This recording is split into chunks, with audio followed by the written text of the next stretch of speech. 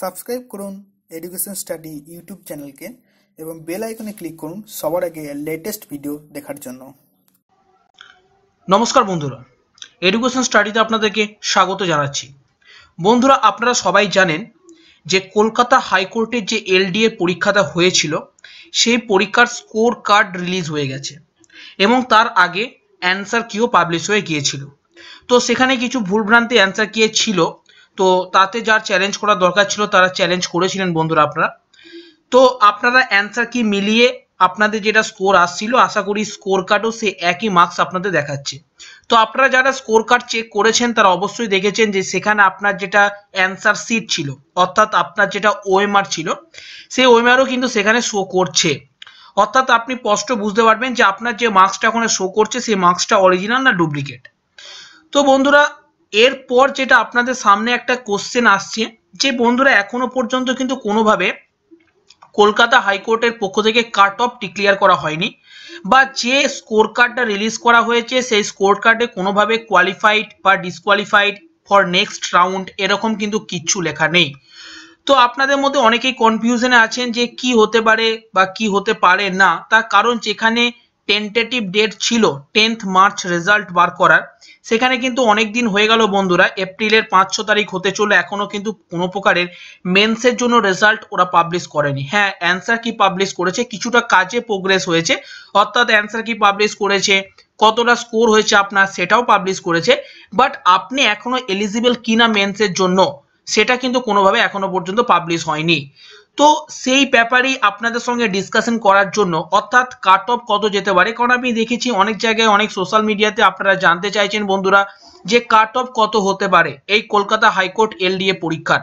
তো তার জন্য বন্ধুরা কাট অফ কত হতে পারে সেটা জানতে গেলে বা সেটা বুঝতে গেলে আপনাদেরকে হেল্প করতে হবে, এবং সেটা রিয়েল হেল্প করতে হবে, অরিজিনাল হেল্প করতে হবে।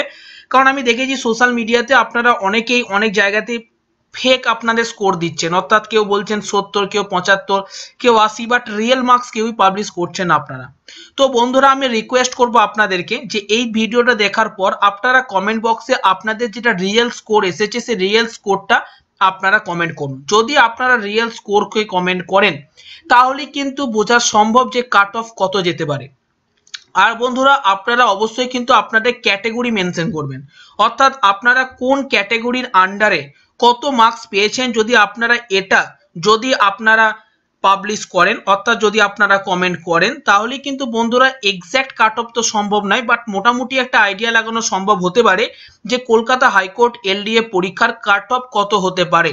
তো দেখুন বন্ধুরা, আপনি বলবেন যে এটা করে হবেটা কি, তো এটা করে এইটাই হবে। দেখুন বন্ধুরা, যখন ফাইনাল রেজাল্ট ডিক্লেয়ার করে দেবে তারপরে হয়তো মেন্স পরীক্ষার জন্য আপনাকে প্রচুর সময় দেওয়া হবে না, খুব বেশি সময় হয়তো আপনি পাবেন না, এটাই ধরে চলুন আপনি। তো সেক্ষেত্রে আপনার প্রিপারেশনের সমস্যা হবে, অর্থাৎ আপনি এত কম সময়ে যেটা সেকেন্ড টেস্ট, তো ওটাই তো মেন পরীক্ষা, আপনারা সবাই জানেন এটা জাস্ট একটা কোয়ালিফাইং নেচারের পরীক্ষা ছিল, এর ভ্যালু সেরকম নেই। এখানে জাস্ট আপনাকে পাস করতে হবে, আপনি যেটা আপনার কাটো মার্কস হবে তার থেকে 1 নম্বর বেশি পেলি বা সেই নম্বরটা পেলি আপনি কোয়ালিফাই করে যাবেন, বাট এই নাম্বারটা কোনোভাবে মেরিট লিস্টে কিন্তু আপনাকে স্কোর করতে হেল্প করবে না বন্ধুরা। তো মেন পরীক্ষা যেটা সেটাই কিন্তু মেন পরীক্ষা, অর্থাৎ সেকেন্ড স্টেজের পরীক্ষা আছে, তারপরে ইন্টারভিউ আছে, আপনারা জানেন সবই প্রসিডিওর। তো সেই সেকেন্ড স্টেজের পরীক্ষার জন্য কিন্তু আপনাদেরকে প্রিপারেশন করতে হবে। তো মোটামুটি আপনাদের স্কোর কার্ড যদি আপনারা শেয়ার করেন, অর্থাৎ আপনারা কত মার্কস পাচ্ছেন এবং আপনাদের ক্যাটাগরি কি, যদি এই নলেজটা বা আপনারা শেয়ার করেন বন্ধুরা, তাহলে কিন্তু আমরা মোটামুটি একটা আইডিয়া লাগাতে পারবো এবং আমরা ভিডিও বানাতে পারবো যে কলকাতা হাইকোর্ট এলডি এর কাট অফ কত যেতে পারে। তো সেক্ষেত্রে আপনাদের মোটামুটি একটা আপনারা শিওর থাকতে পারবেন, হ্যাঁ আমার সিলেকশন হতে পারে বা সিলেকশন হতে পারে না, এবং তার উপর বেস করে কিন্তু আপনারা সেকেন্ড স্টেজের জন্য প্রিপারেশনও স্টার্ট করতে পারবেন।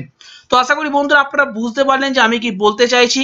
তো আপনাদেরকে কি করতে হবে বন্ধুরা, আপনাদেরকে বারবার বলছি কমেন্ট বক্সে আপনাদেরকে জেনারেল, যদি আপনার ক্যাটাগরি হয় তো ক্যাটাগরি আপনাকে জেনারেল লিখতে হবে, এবং আপনি এক্স্যাক্ট কত মার্কস পাচ্ছেন সেই মার্কসটা আপনাকে লিখতে হবে।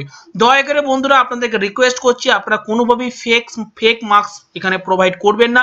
আপনার যেটা অরিজিনাল মার্কস সেটা কম হোক কি বেশি হোক আপনি সেটাই শেয়ার করুন, এবং সঙ্গে ক্যাটাগরি অবশ্যই শেয়ার করবেন, নাহলে কিন্তু বন্ধুরা বুঝতে পারবো না যে কোন ক্যাটাগরির জন্য কি রকম কাট অফ যেতে পারে।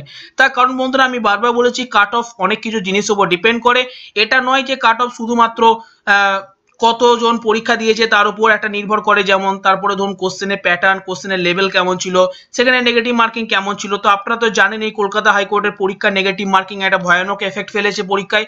তার কারণ যদি আপনি ঠিক করেন তো +1 মার্ক ছিল, ভুল করলে -1 মার্ক ছিল। তো সেটা আপনারা সবাই জানেন। তো এখানে একটা বড় ফ্যাক্টর যেটা হচ্ছে সেটা যে কতজন ক্যান্ডিডেট, অর্থাৎ কোন ক্যাটাগরির কতজন ক্যান্ডিডেট পরীক্ষা দিয়েছে, এটা কিন্তু একটা ইম্পর্টেন্ট জিনিস।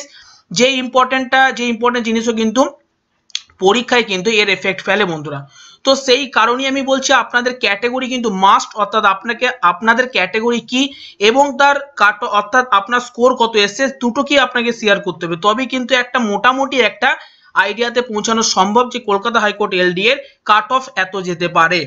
তো বন্ধুরা, যদি আপনাদের মনে হয় এই ইনফরমেশন আপনাদেরকে হেল্প করছে, এই ভিডিও আপনাদেরকে হেল্প করছে, এই এডুকেশন স্টাডি চ্যানেল আপনাদেরকে প্রিপারেশন নিতে বা এডুকেশন ওরিয়েন্টেড বিভিন্ন ইনফরমেশন জানতে হেল্প করছে, তাহলে বন্ধুরা আপনাদেরকে রিকোয়েস্ট করব এই ভিডিওটি দেখার পর আপনারা লাইক করুন, এবং আপনি যদি চ্যানেলে নতুন হন তাহলে আপনাদের কাছে রিকোয়েস্ট আপনারা প্লিজ চ্যানেলটিকে সাবস্ক্রাইব করুন, কারণ এই চ্যানেলে আপনি ভবিষ্যতে এডুকেশন রিলেটেড অনেক ভিডিও পাবেন যেগুলো আপনাকে যে কোনো কম্পিটিটিভ এক্সামিনেশনের জন্য অবশ্যই হেল্প করবে বন্ধুরা।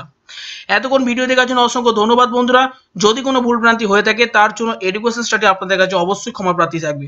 Thank you friends.